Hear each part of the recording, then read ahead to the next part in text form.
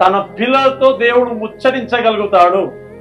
Very deep, చాలా simple గా నీతో మాట్లాడుతూ నిన్ను బలపరుస్తూ ఇగో ఈ సంవత్సరం ఇది చేయబోతున్నాడు. అవునా? ఈ పరిచర్య అంతా ఎట్లా పోతుంది తెలుసా? గాడ్స్ ప్లాన్ ఇది అంతే. అవునా? కుర్చీలు ఖాళీగా ఉన్నా పెద్ద ఫీల్ గాను, కుర్చీలు ఫుల్గా ఉన్నా కూడా నేనే ఉద్యోగం రాదు అసలు నా మీదకి. ఎందుకు తెలుసా? గాడ్ కాల్డ్ మీ అంతే. దేవుడు నన్ను పిలిచాడు, తన పని కొరకు దేవుడు నియమించుకొని నడిపిస్తున్నాడు. Amen. This is the plan of God. Hallelujah. So ఒకరు జాయిన్ అవుతున్నారంటే గాడ్స్ ప్లాన్ లోకి నువ్వు వచ్చినావు. దేవునికి స్తోత్రం. గాడ్స్ డ్రీమ్ లోకి, గాడ్స్ విజన్ లోకి నువ్వు వచ్చినావు అంతే.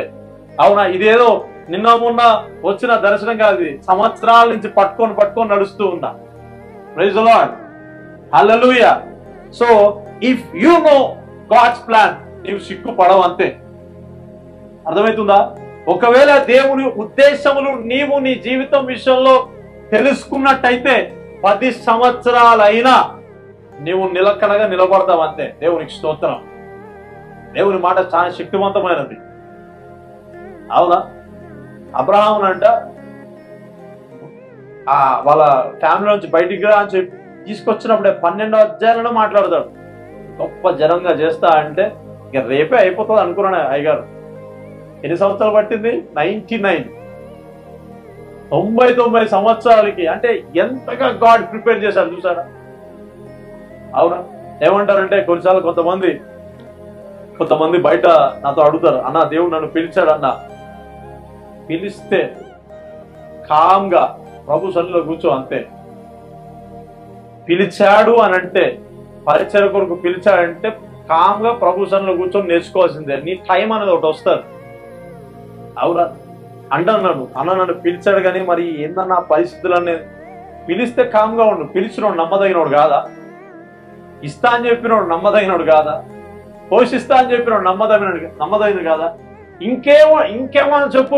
ఆల్రెడీ చెప్పిండు, ఆల్రెడీ ప్లాన్ చెప్పేసినాక నిన్ను వాడుకుంటా. Finish. Praise the lord. Hallelujah. నిన్ను దీవిస్తా. Finish. Wonders without numbers. Finish. That is the plan of God. Hallelujah. So నీ ఫోకస్ అంతా ఎలా ఉండాలంటే శత్రువుల పైన కాదు, నిన్ను నిందించే వారిపైన కాదు, నిన్ను వ్యతిరేకించే వారిపైన కాదు, నిన్ను రోజు ఇబ్బంది పెట్టే వారిపైన ఫోకస్ కాదంట. నిన్ను పిలిచిన దేవుని యందు నువ్వు ఫోకస్ కలిగి ఉంటే నీవు కొత్తదనముగా మరలా బలాన్ని పొందుకుంటావు. దేవునికి స్తోత్రం. హల్లెలూయా. చూడండి, అందుకే దావీదు ఏమంటే అసలు నీ మార్గం ఏందో చెప్పు ప్రభువా. ఎన్ని రోజులు తరుముతా ఉంటాడు వీళ్ళు? సౌలు ఎన్నో మంది తరుపుతా ఉంటాడు, ఈ శత్రువులను ఎన్ని రోజులు తరుముతా ఉంటాడు అని అడుగుతా ఉన్నాడు. 5వ వచనం.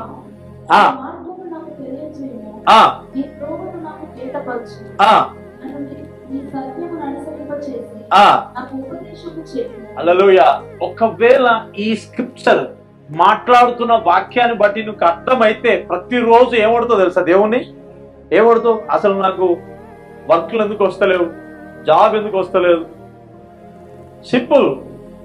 5వ వచనం చదువుతాం. నన్ను నీ సత్యమును అనుసరింపజేసి నాకు, గట్టిగా నాకు teach me. Very powerful, very powerful. Teach me అని ఎందుకంటానంటే ఒకవేళ దేవుడు నీకు బోధించడం ప్రారంభిస్తే నీ మార్గాలన్నీ సక్సెస్ఫుల్ గా ఉంటాయి అంతే. ఎన్ని శత్రువు దాడిలు వచ్చినా, అవునా, ఇలాంటి పెద్ద పెద్ద స్పీకర్లు మీ ఇంట్లో పెట్టినా వైపోతావు అని చెప్పిన ఇట్ కెనాట్ వర్క్. హల్లెలూయా.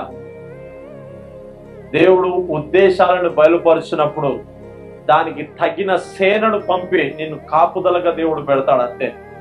హల్లెలూయా.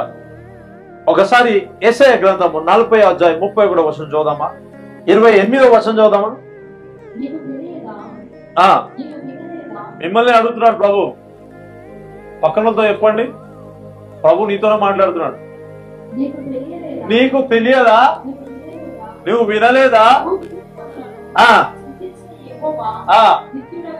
అర్థమైంది ఎవరికన్నా?